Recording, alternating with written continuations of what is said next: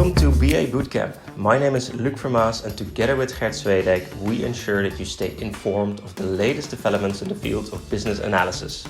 We combine different theoretical approaches with our extensive practical experience from the field so that you immediately leave our sessions with tangible tips and ideas to put in practice in your daily work. Have fun watching, and if you want to stay informed in our latest videos, follow us on YouTube. Hello, everybody, and welcome back. Well, at least probably for us, Gert, it's welcome back because it's been a while when we had our last video on YouTube. So sorry for the delay. We've been busy working on well, in this case, I've done trainings, working on our online training modules, which we'll tell them more about later. But now with the new year, fresh start with also with new input and new ideas from many of you. So thank you for the input and feedback of what are some of the elements you would like to hear more of from us. So we prepared now a new content calendar for 2024, which we'll be also sharing with you later here on YouTube. But today we're going to specifically talk about a topic that we got a few questions around, like, hey, I'm a business analyst, but other people also saying they're a business analyst, but they're all doing different things, right? So I think that's where the sometimes a bit of vagueness around everybody being a business analyst, but we're actually all doing different things. Or also when we look at job descriptions, companies require a business analyst, but then if you look at the details of the job description, there are differences. So how does that happen? Like, what are these differences? I think one of the key reasons behind that is that, well, as in how we see it, that we believe there are 3 levels of business analysis. And with every level, you will encounter different stakeholders. You will encounter, or you might use different techniques. You might follow different processes. So therefore, not every business analyst doing the same job. I think that's important to highlight. And today we try to kind of make clear, okay, what are these 3 levels according to what we believe are categories you could kind of put yourself in as a business analyst, or at least in any role, what type of analysis are you now doing? So that is what we're going to discuss today. So yeah, we're really excited to be back here on YouTube. Hope you like our new content. As you can see, also a bit of a new style. We also already give a sneak peek on that back in December. We hope you like it. So feel free to, if you like it, give us a thumbs up, or also if you want to help us out creating more content, please subscribe, because that will really support us in making more of this content available for everyone. Already thanking you very much for that in advance. So Gert, the topic of the day, business analysis at 3 levels. So kind of what do you believe is important to make this topic more aware amongst the business analysts out there? I think it's really important to realize that, well, you could have a job not knowing that you're doing business analysis. Like, you're in the boardroom and you talk to people, and I think that's where business analysis already starts. And it ends when you deliver a product, for instance. So, and all the things in between, well, strategic far sights to the day delivery of software products, for instance. That's part of our jobs, I would say. So if sometimes that means you're part of a Scrum team, for instance, and you deliver software, but it doesn't mean you shouldn't know more about what's going on in well, your project, or even at a higher level. You should always make sure that you align the things you do with the things that happen on the strategic level of your organization. So that's what I think is very important. And it's also important to make sure that you can communicate and collaborate with people at all levels in your organization. So for that reason, also, it's very important to to know that you can work at 3 different levels, as we will see. Yeah, exactly. So if we would summarize these 3 levels, we're talking about strategy, tactical, and operational, right? So those are the 3 levels that we're gonna zoom in on. So in that case, what is strategy analysis? What is then tactical analysis? And what's operational analysis? So what are the differences? And what are typical roles involved? And I think one of these elements that is useful to use on any of those levels is the BACCM, right? So the BACCM is the business analysis core concept model, which is originating from the BABOK guide. You might already know this from our previous episodes, the BABOK Entangled series, where we also often go back to the core concept model. But I think this is also a really nice model to describe using the same model, but acting on 3 different levels. How does that change, with some useful examples, your view on this model and how you apply that in your daily work? Is that correct, Gert?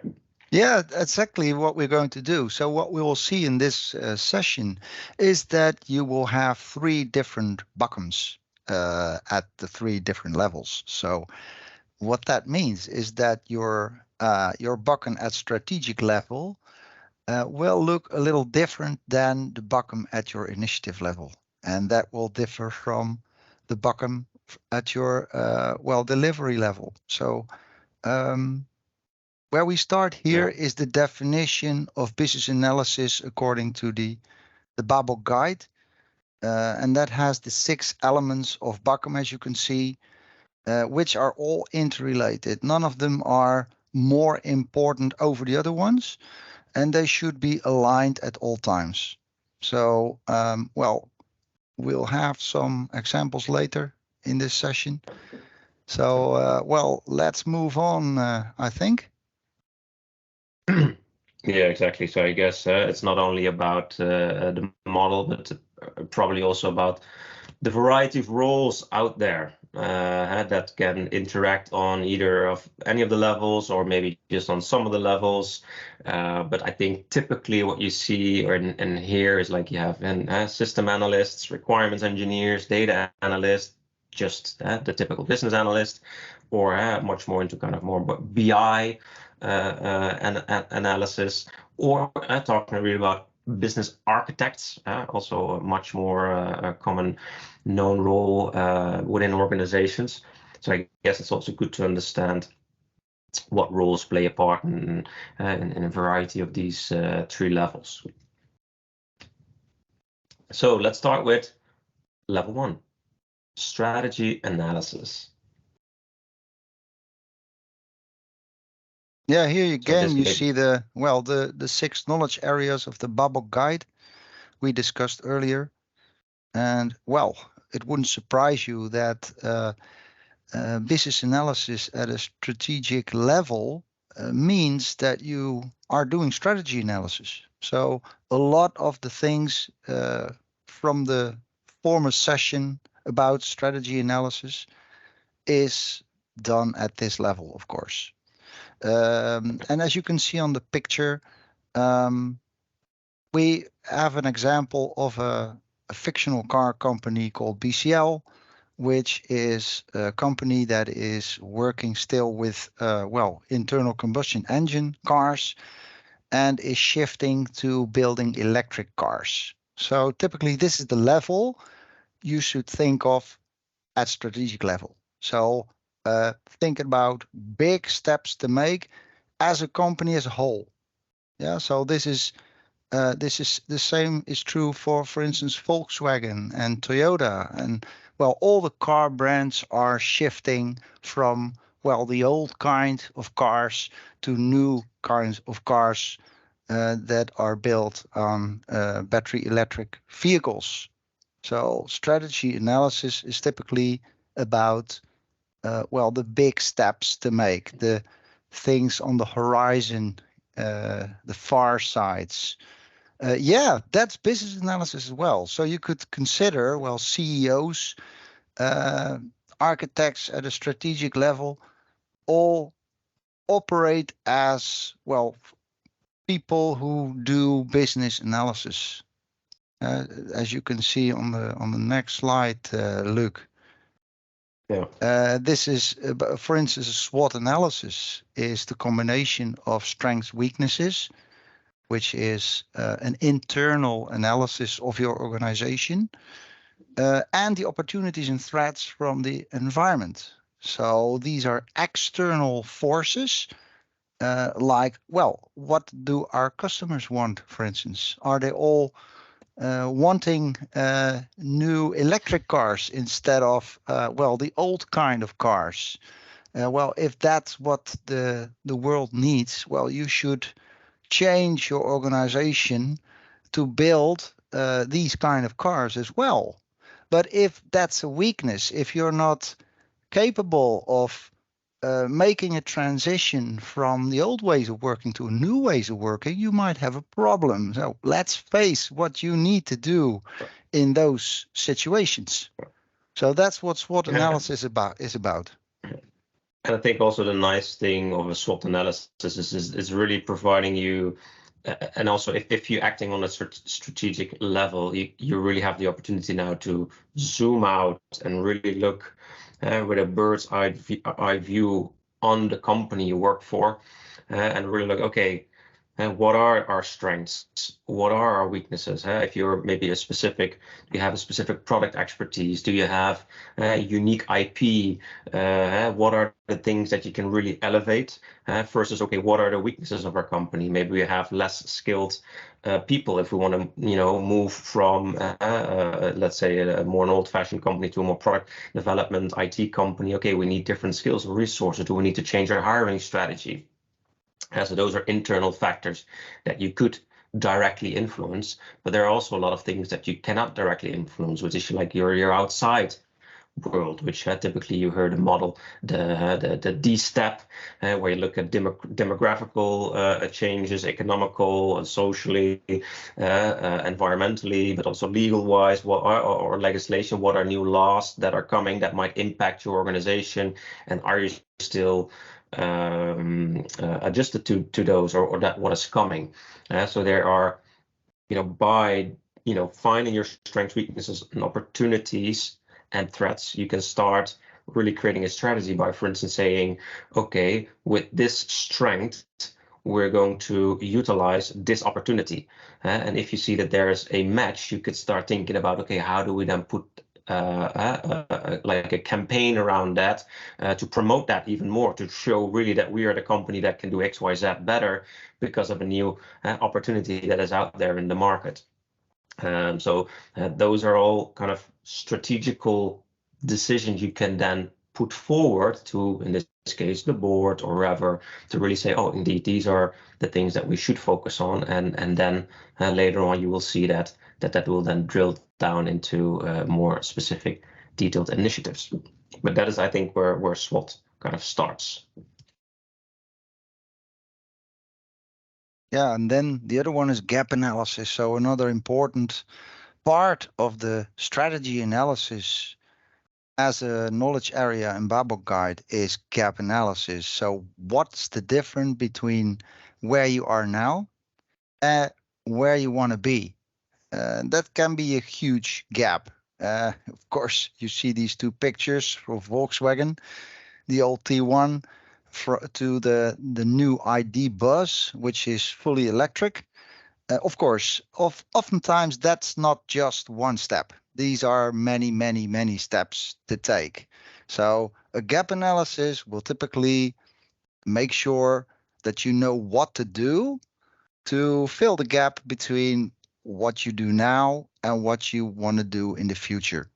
So a very important part of business analysis, I would say, because this will lead to, well, many, many, many initiatives that will be started within your organization, and that makes sure that you actually, well, arrive at the end point.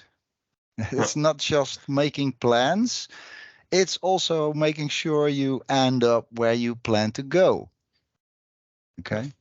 Yeah, and I think the examples that we just highlight, right? So let's say you're moving much more to a software company. Like take the example from vehicle OEMs that are now more and more stepping into connected vehicles. Therefore, all the parts and all the elements of a vehicle now really start to become like software elements. So are you able to really? I think one of the biggest challenges in the automotive market at the moment is making sure that you actually have the right skills to make all of those different parts talk to each other on a single platform. So therefore, you could look into your hiring, which could then be an initiative saying, "Oh, we're gonna our strategy is hiring different people, and our initiatives is to really get the HR and the recruitment department to change the way how they recruit at the moment." And maybe we should change our branding then. So there could be a lot of actions coming out of such a strategic decision, similar to the markets. Are we going to attract new customers? Okay, what does that mean for our processes? Do we need to have different tools and technology support us attract new market? Do we need to change our marketing operation? So all these things, decisions, strategic decisions, will impact the various different business units that you have in your organization to then all align to those strategic directions. Exactly. And your value chain will change. So the value chain, a car company like Volkswagen more and more becomes also an IT supplier. So Luc says, all these components in these new cars need to communicate with each other. Well, that's by means of IT systems. So I think in the old days, IT was more like a secondary process, whereas these days it will become more and more like a primary, a core process for many organizations, even car companies. So cars become IT, IT objects, driving on the roads. So these are all software systems on wheels. So what does it mean? So every organization, and the same is true for BCL, our fictional company, they are thinking about a business strategy that comes out of the SWOT analysis, of course, in which they decide to produce and sell electric cars. Besides the cars, which are products, of course, they will deliver services on top of those products. So a lot does change for this particular organization. It means that they will have to build a new assembly line because the assembly of electric cars will be completely different than the assembly line of internal combustion engine cars. And the same is true for the actual production of the electric models and the sales thereof. It also means that you will have to install fast chargers, along the highways, for instance. And that means that, you may need some software you can use, for instance, on an app, to start and stop your fast charging. The other are the services. So there will be fast charging as a service. So you not only buy a car, you also buy the services like the fast charging possibilities and maybe even mobility as a service, which means you can rent a car to go on holiday because you don't want to use your electric car for that. And instead you can hire a car for, let's say, 2 to 3 weeks to go on a holiday. So you won't have your range anxiety going with you on your holiday. And of course, there will be interest-free loans over 5 years, which is, one of the services that many car companies already provide. And as you can see, these end up, this big business strategy ends up as multiple initiatives that will be started in your organization. Yeah, which is, I think, a nice lead into kind of more the tactical level. We just described how a company could come up with a new business strategy, which then ultimately will have these initiatives that, in this case, the C-level, the C-suite, or the board have come up with to say, this is the direction we need to take. These are the initiatives that we need to start run with, and now it's about execution and going into more tactical planning. Therefore, if we now look at the BACCM from purely a strategy analysis, there's in this case the big need where people need to or want to switch from a fuel to an electric car. But it's also about being able. I think there might even be a more environmental need at the moment, where also the context of legislation changing, and by 2030, more companies need to be carbon neutral. So the climate change are all things around the context of this big kind of strategic decision making for a company. Exactly. So what you see here with needs, you see the first one, that's an opportunity. So there are companies that see this particular need as an opportunity. We really want to change our organization because people want to switch. And we see that as an opportunity for our organization to change. You could reverse that. Suppose you wouldn't do it, and then you might have a problem in the future. So that's what we've been talking about. That could be a threat for the future. If you don't change your organization to electric driving, you might have a problem in the future, and then you're too late. So both of these opportunities, but also problem, are being called business needs in the BACCM or in the BABO guide, I have to say. So this is where it all starts, with business needs.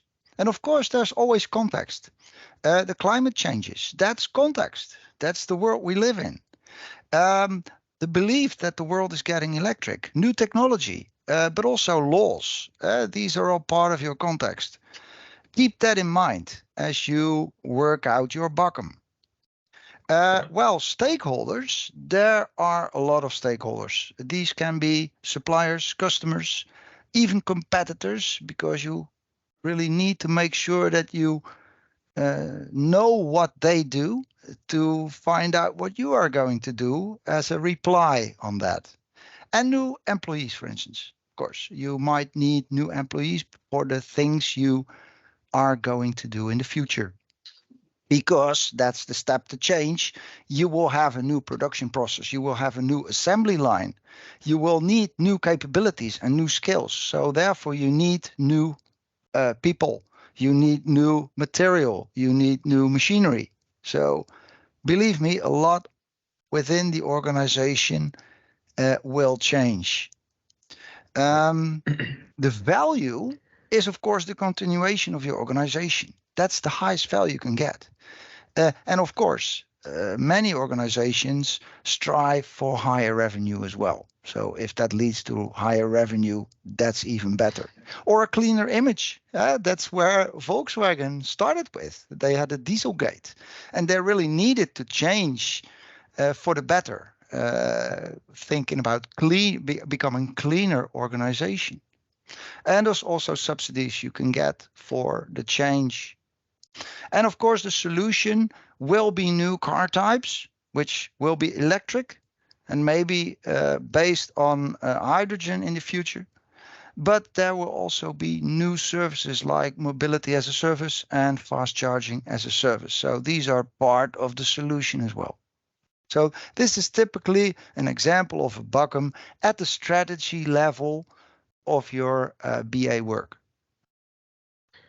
Yeah, so let's now look into how would that then look like if we jump into level 2, which is the more tactical level. So doing more tactical analysis. So looking at the same image we looked at before, where we had the top is like the business strategy, like top down. We said, okay, these are the initiatives that we're going to work on. But now you might be assigned as a maybe program manager or project manager or any type of Product role, manager, or maybe or product manager.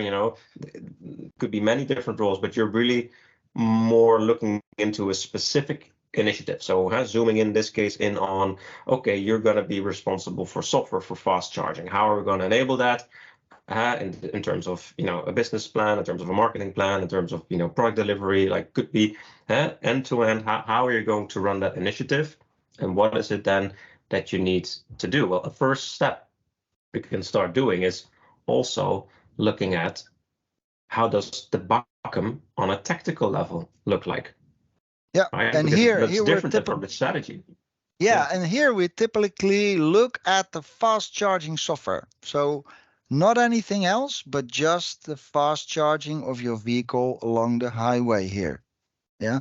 So what does it mean for needs? Well, here it's about stakeholder needs. So do our customers want? What do they need?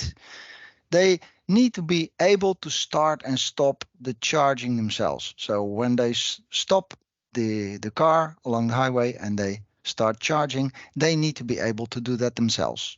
And they want to see at a glance where all fast chargers are located throughout the country so they can plan their routes. And they want to be able to plan a route on which all fast chargers are shown. So these are just some needs. Of course, there can be many, many more, but this is just an example. The context here is, well, you still have to abide by the rules, but here you may have to deal with the GDPR rules and regulations. And of course, here, part of the context is the compatibility with, for instance, the operating systems, iOS and Android. If you want to start, to build some software that will be used on a mobile phone, for instance, then you need to be compatible with these operating systems. Another one is the ability to pay with credit card, PayPal, or Ideal as payment systems. As a change, you will need to attract new personnel regarding development skills. So when you want to start building an app, for instance, you might need new personnel who will build that for you. And these are, of course, part of your stakeholder groups. Same for front office and back office skills. You need people who, for instance, help people when they want to fast charge their car, how the app works. So maybe, that could help to lead to more new customers, for instance. And there will be a new marketing campaign for them. Sorry. Yeah. No, so what to say, I think it's good to show now that as we kind of zoom in, again, using the same model, the BACCM, but come from a strategy level going into tactical level, you see that your context is changing.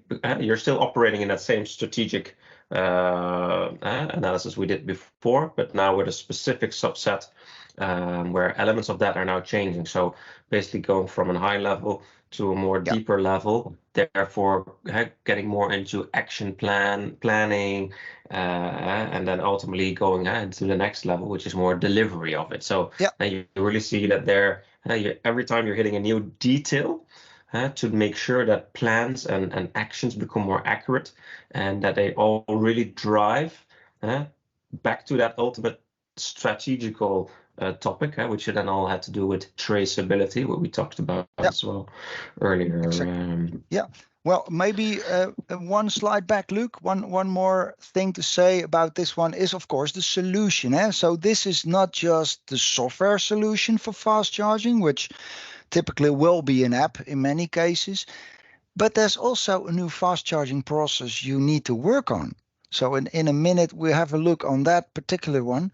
And even that might mean that you need new business units as part of the solution. So this is very important to notice that solutions not only are IT systems, but solutions are IT systems, and changes in your organization and changes in business processes, and even making sure you have new skills so you can attract new kinds of employees. Yeah. Yeah, typically part of the initiative level is the release planning. So suppose you want to build an app. Okay, so we have a lot of work items to be done. These are typically the things you see on your product backlog as the black sticky notes. You write them down. These are typically epics, and these you start to plan using a release planning. So on the left, you see a release calendar. I think that's where it all starts with. You can ask your product owner, for instance, how often do you want to release the software? And if this person says, well, I want to have 4 releases each year, for instance, well, that's what you see here. So you will have a release at every end of each quarter. So Q1, you will have a release. Q2, you will have a release. And Q3, you will have a third release. Then the first thing you should do is make sure that these big chunks are being planned within releases. So the first will be the white ones. You will do them first. These are the most important epics you want to have realized within the first quarter of the next year. Same is with the green. So the must-haves, I would say, are typically the white ones. The should-haves could be the green ones, and the could-haves would be the purple ones, to keep it simple, for instance. And after a couple of months, you can you know what to do. So you have your release backlog. And on the right, you can see you have your product backlog. And as part of your product backlog, you will have 3 release backlogs planned. And that's actually what you work with at the delivery level. We will see later. So there you will not work with a product backlog, but you will work with a release backlog. So part of your initiative level BA work will be making sure that you do the right things at the right time as a development team. Okay, so that's what this is about. And then you will have your release workflow, which means that, well, on the left, you see a workflow. That means that all new needs are being put on a list of epics. You can start prioritizing these epics. So your Scrum team, let's say this is a Scrum team, it could be any Agile team. Here you can start estimating all these epics using, for instance, the T-shirts or time and costs estimations to come up with the right prioritization list of your epics. So that's ongoing. This happens all the time, I would say, within initiative. But for every release, you should make sure that you have the right releases planned. So the first would be the white epics, then the green epics, and then the purple epics I showed you before. And for all of these things, you will use your release calendar and your prioritized and estimated epics from your product backlog. So this is typically also an important part for initiative level BA. It's not only elaborating epics, as we will see in a minute. It's also making sure you do the right things at the right time. And I really believe that's a very important part of our job as BAs, making sure that teams, agile teams, become effective. Effectiveness is a key word for BAs, I would say. Yeah, and I think that also if you look at the type of, so in this case, I think a release backlog and all of that is kind of typically, I would say, more towards the product management, product ownership type of roles, which, and again, we already described in all our sessions that we believe that a BA sits within everyone, as in everyone is a BA, regardless of role.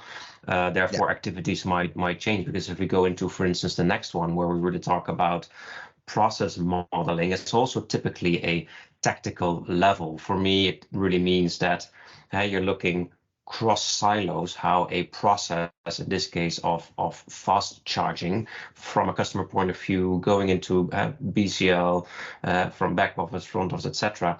How does it kind of end to end work for a customer? How does that process looks like? Because without having a clear understanding of that process, your delivery will have a hard time, like the operational level, delivery level, will have a hard time actually building the right solutions. So here you would typically have more business analysts who are really focused on process modeling with BPMN or UML and different types of models, which is also considered a tactical level before you actually go into the next level of more operational. Yeah, and it's key to make sure that everyone's on the same page. So if you have, well, let's say a couple of stakeholders, and you really want to make sure that they're on the same page. I was talking about the back office employees and front office employees before. Well, a process model will really help visualizing what really needs to be done in the future. And of course, it all starts and ends with the customer, right? So that's what you see in this model. The customer wants something, and the organization start doing things to make sure that this customer is being helped. Okay, so what steps are there to take, and what will be automated and what won't be automated? For instance, you can see that using the symbols here on the BPMN process model. So get everybody on the same page. Yeah, yeah, exactly. For everybody interested in doing more of this, then I would say definitely deep dive more into BPMN 2.0 training, and you will be able to learn how does exactly all those little icons. Yeah, and in the next session, which will be about T-shaped professionals, we will have a closer look on this one as well. So the role of the BPMN. And also these kind of models you see here. So use cases and class diagrams. So use case diagram and a class diagram are typically part of the UML family, the Unified Modeling Language. And these typically start at your initiative level BA work. So here you see, well, the use case, that's the one on top, shows all the, well, I would say the functional chunks your BCL app consists of. So all these, well, these use cases you can see depicted here as little ovals. These are pieces of functionality the BCL app will do for the customers. And that's where it all starts. So this is what you could say, this is a start of some kind of design, and it's a requirement model at the same time. So what does a customer need, and what does the BCL app need to do as an answer to the needs of this particular customer? The other one is a class diagram, and that's more, well, that leads to the database. So that leads to the structure of all the elements that are related to each other. Suppose you want to know who your customer is. I can imagine you want to know who your customer is. Then this will be a class. If you want to register what kind of membership this customer has, then that will be a class as well. Same for vehicle, charge session, charger, and location. So if you want to make sure that you register all these information in your system, then this will be part of your requirement models and designs. Yeah, so that's typically part of your initiative level as well, making a start with these kind of diagrams. You can elaborate further in your delivery level or operational level. I think that's good.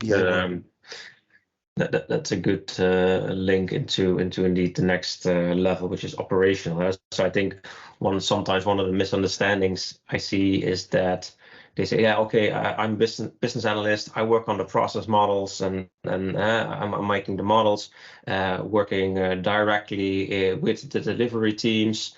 But then often you do also see that as soon as you start delivering and developers or maybe specific technologies being used, there's a different skill set that would need to work together with the business analyst on a tactical level to really kind of come together to ultimately create the right level of requirements in order for a team to start building that. So I think it's wrong to say that there's only one business analyst and you have the delivery team. I strongly believe in there are indeed, I would say, more business-oriented business analysts, which typically would operate more on the tactical level. And you have your operational, let's say, delivery business analysts who are actually more specialists, which indeed will come in our next episode on the T-shaped type of BAs, where we have a more specialist skill set. And by working together, in my opinion, forms the best results of ultimately the product outcome. Yeah. And one more Bringing us thing nicely to say here, Luc, Yeah. one more thing I would say about the last one. Maybe you can skip back one more. Yeah. Some people may ask themselves, well, what you're talking about epics on one hand, and now you're talking about use cases in the next slide. So what's the relationship between these two? Yeah. We have a separate session on that as well. So I can explain how you interrelate the working with epics into use cases and how you can elaborate them further. So we'll do that in another session. Yeah. Okay. Bringing us to the last level, operational, kind of what we typically say, the delivery level. So zooming in again back to the BACCM, which provides us with a whole new situation, right? Different context, might be different needs, because we're now really going into the specifics of the building and delivery of the app. Exactly. This is day-to-day business. So what you do here, for instance, is making sure you can have some kind of minimum viable product. So to start with, you could say, well, the app only is able to start and stop the charging. So that's the scope for the first release to take. So going back to the epics, let's say these are the white epics, and we start building these, and we start delivering these, but not the complete product yet. You cannot do that. You can start with something, and that something is typically, well, the core functionality of the app in this particular case is making sure you can start charging and stop charging, and maybe you can see what the charging status is at, well, in between the starting and stopping of the charging. So start and stop use cases are part of the context, as are the customer and the charger. So there should be some interconnection between the customer on one hand, the app and the charger. They all need to work together. Remember the BPMN process model we showed you before. Of course, there's again the compatibility with the operating systems and the rules. And you will have testers, for instance, here needed as stakeholders, as part of your team. And maybe you need even a charger expert to make sure that this charger actually will start working. Okay. For the change, you need to train new personnel regarding the development skills. If you don't have that, that's what you need to do. And that will be part of your change as well. It's mainly the difference in scope, as you could see. The scope for strategic level BA is much wider than what you see here. This is a tiny scope that will change every day or maybe every week or so. But that doesn't say that you wouldn't need to do this. So this is just to make sure that you will have business analysis at all levels in your organization. The value is the ease of use in starting and stopping the charges. So, well, customers like to have an easy to use app to make sure they can start charging their cars, and same for stopping the chargers. And they want to have some knowledge about when to continue their journey because they want to go home, for instance, or they need to go to work. The solution here is the starting and stop features in the fast charging app. It's, the charging status feature. So what is the status of the charging at some moment in time? And of course, some help functionality about these new features as well. You could add that to the solution, which is for a great, it's a lot about the IT app, as you can see, the fast charging app. Yeah. This is an interesting slide, I guess, because it shows the discovery on one hand and the delivery on the other. So typically you work from left to right, from business and stakeholder needs. You start discovering them. That's mainly being done in the strategy level and the initiative level, and also a bit on the delivery level, of course. That leads to a list, a work items list, or a product backlog that needs to be refined. And after refinement, you will have the details the delivery team needs to make sure that the product can be built, so that products will be built that businesses and stakeholders need. I think the BAs play an important role here. The BAs play an important role in making sure that the scope is set right. So you need to make sure that you do the right things at the right time. And the refinement part, so you know what to do as a development team. I think this is an important part for BAs as well. So the refinement of, let's say, user stories or epics into, not big chunks, but little chunks that can be built. We'll show you how you can do that in a couple of slides.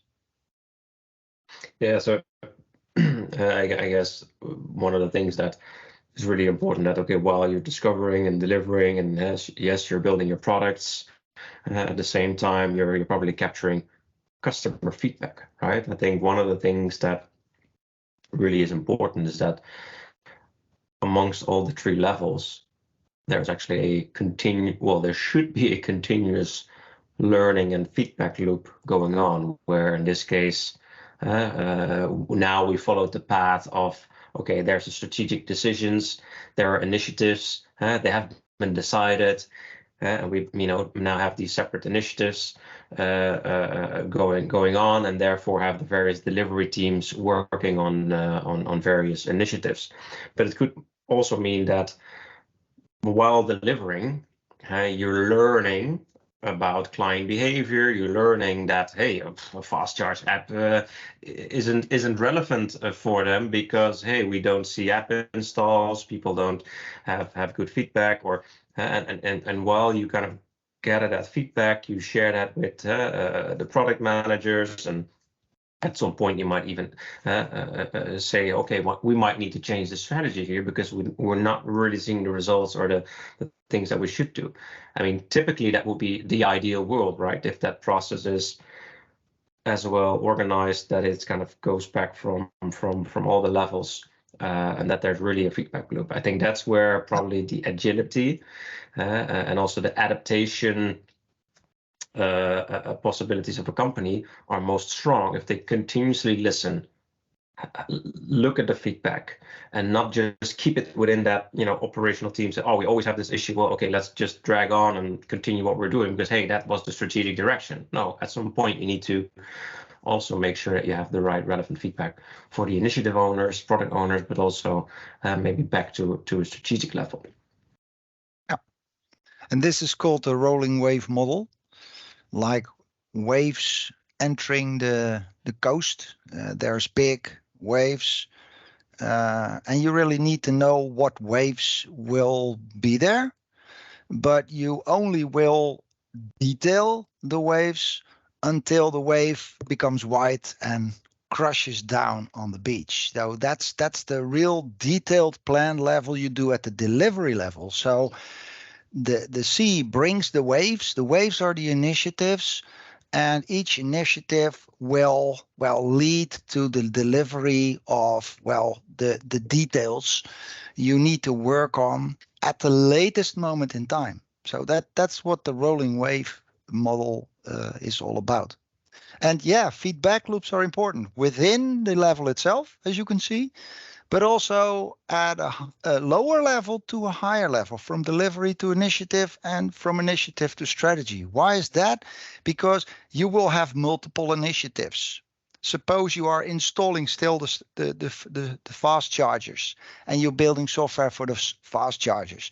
These uh, are interdependent on each other. So that's what feedback loops from initiative level to strategy level is also about. So are we starting the right initiatives? Did we start the right initiative? Uh, is some initiative more prevalent over another at a certain moment in time? Same at the delivery stage. Is that are we doing the right things at the right time at the moment, or not? Do we need to make changes? Do we need to make improvements? So the learning organization is all about, well, constant feedback loops and learning as you go. That's what I would say. This is the way to work in most organizations, and this is what agile is all about, of course. Yeah, same picture here. As you can see, the orange, the blue, and the, well, the grayish kind of color here, which says strategy, initiative, and delivery. That's the same slide as the last one. But here you can see also what that means within the different levels. So the orange is all about the strategy level. Here you start thinking about your organizational vision and mission, which is part of your internal analysis, where we started with.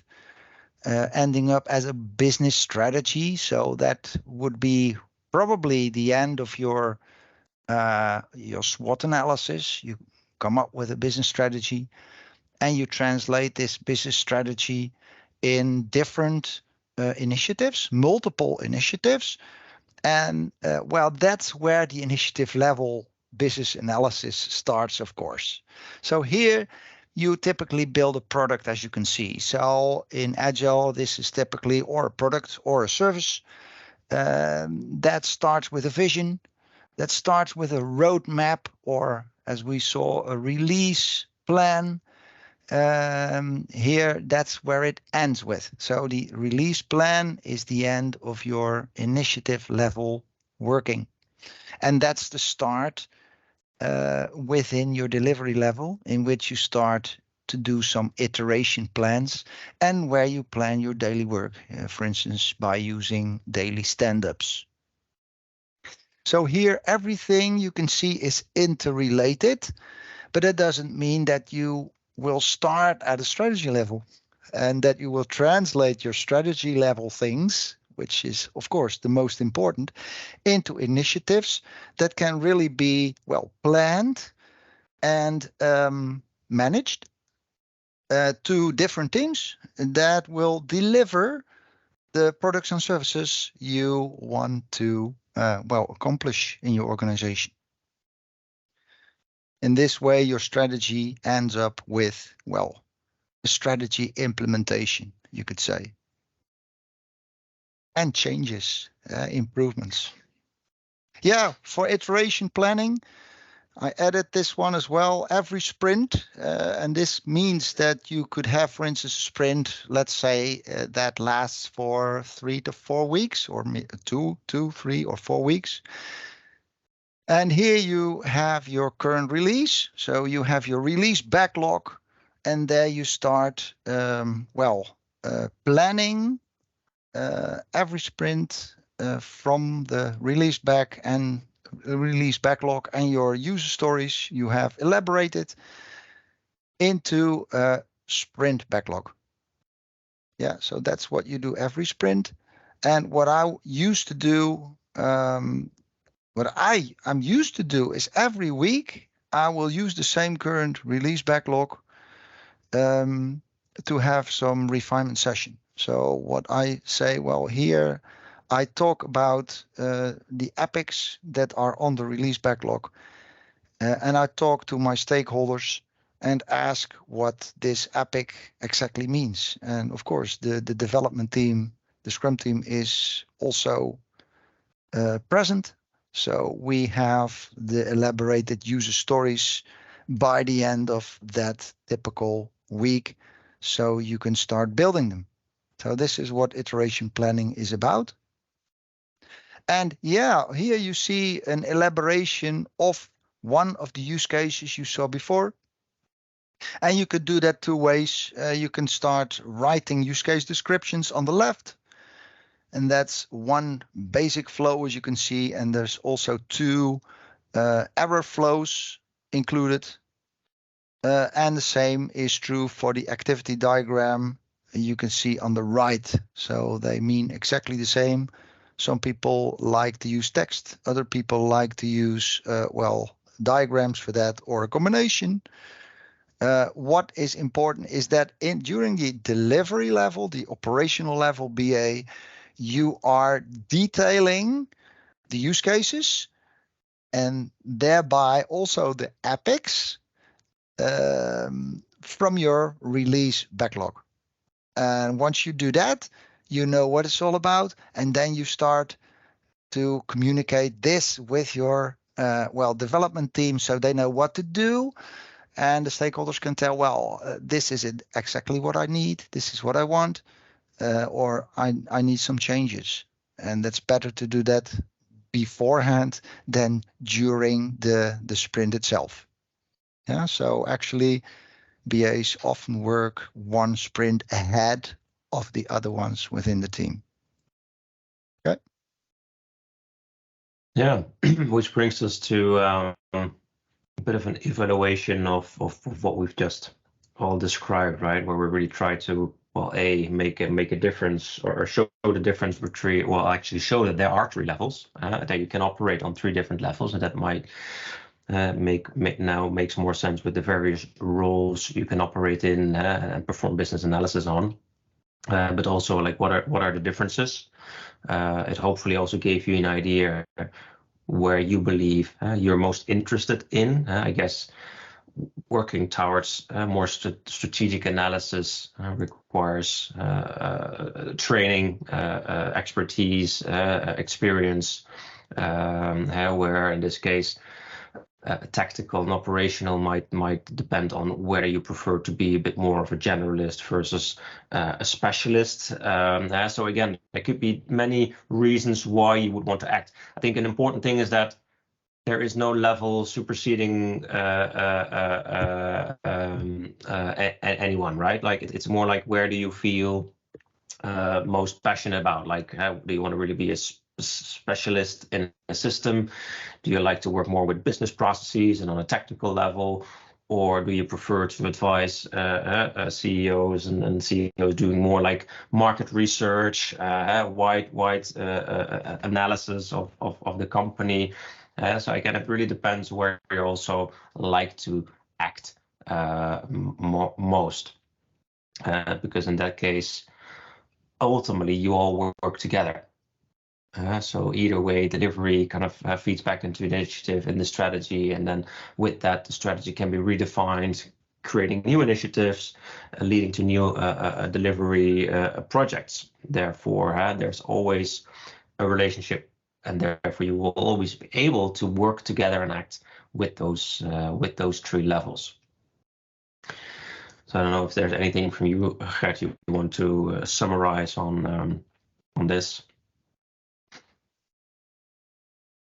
Otherwise, we just jump in. I think one of the kind of links to our next episode. So ultimately, we're trying with this new series also to kind of give more insights in, hey, what are the differences between the various roles in business analysis? What could be potential learning journeys, learning paths? Which schools will fit me best? So there's a lot of elements that will come into our 2024 content calendar, which we will show more about soon.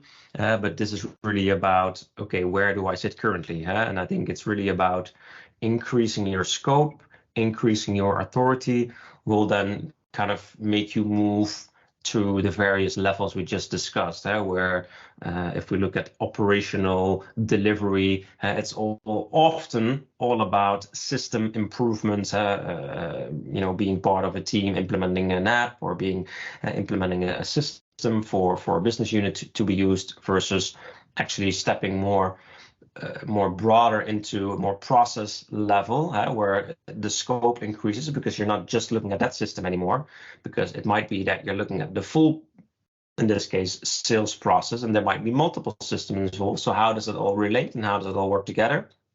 So your scope increases, and it might be your authority as well, because you need to work with multiple delivery teams to inform them about how ideally the products should operate to optimize the processes you're improving, and then could either move into really going into business improvement. Again, bigger scope, because you're not just talking about one process. You might be looking at multiple processes, how to interact, and therefore also increasing your authority again. So this is a bit how we kind of describe where you could go into as a growth path, again, depending on what you prefer. And that is where it fits the three levels, you could say, more or less. The business improvement level is typically the highest level, the strategy level, including the tactical and operational level. Whereas the system improvement level is more about initiative and operational level, tactical and operational level. This also can be used for organizations. The maturity, this says something about the maturity for each BA in organizations, but it's also being used for to find the maturity of business analysis within your organization. Is business analysis in your organization just about system improvement? Or do you have BAs working for your organization that work on process improvement and even business improvement? Are there BAs around the table in boardrooms, you could say? Ask yourself this question. How important is business analysis to you according to these kind of scope and authority levels? So that's what it's being used for as well. Yeah, which is a nice, I think, link into our, all the work we also have been doing over the last couple of months. I would say almost the full year last year, where we weren't posting a lot of content. We're actually working on a new initiative, which is our online learning school. Some of you might already have seen it, because we're posting also our slides there, some free, some we ask a little fee for, just also kind of keep the costs running of these platforms. But Teachable is helps us in this case, BA Bootcamp, myself and Gert, create an environment where you can go to and in this case become a better business analyst, ultimately making more business impact, whether that is on operational level, on a project level, on a tactical or a strategic level. We want to provide content for everybody to upskill their BA competencies and advancing your BA careers. So feel free to take a look. It's still very I would say new. So I think we only have one course online right now and only one document to share. But the idea is here that we're really going to build this out and make more content available for everybody. So feel free to register, because then you receive updates. We'll post a link in the chat. Take a look and let us know if you have anything. We can tell what we've been doing. We have the BCS Foundation, which is a starter training. It's a 30 lesson training, and we're currently working on the ECBA for BABOK. So again, if you're interested, well, register so you will receive mail. Yeah. Great. And of course, we will continue creating content. So again, asking you to subscribe if you like the content, because that's basically the way how we can attract more subscribers, which ultimately means that we can do more of this content because we have to spend less time on our normal project work. Therefore, this is a way to support us in a way that we can continue doing this. So thank you very much for everybody already following us and subscribing us. If you have any questions, we're open to engage. Feel free to ask any questions on the chat. Send us an email. Always happy to get in contact with you. So thank you for listening. Up next, so the next episode we will release is the T-shaped business analysis professional. We already had a few links to that in today's episode where we talked about generalist, being more specialist, but there we're going to talk more about, but how does that look like with specific examples? And how does that then ultimately also decide on your training path? Like, what are the steps I need to take to become a specialist, or how could that look like to become more of a generalist? What steps should I take? So I think a very interesting episode to listen if you really want to learn more about how you can learn more about becoming a T-shaped specialist or generalist. So if that's for today, wish you all a great evening, afternoon, morning, wherever you are listening. Hopefully see you back next time. Thanks. See you. Bye. Bye.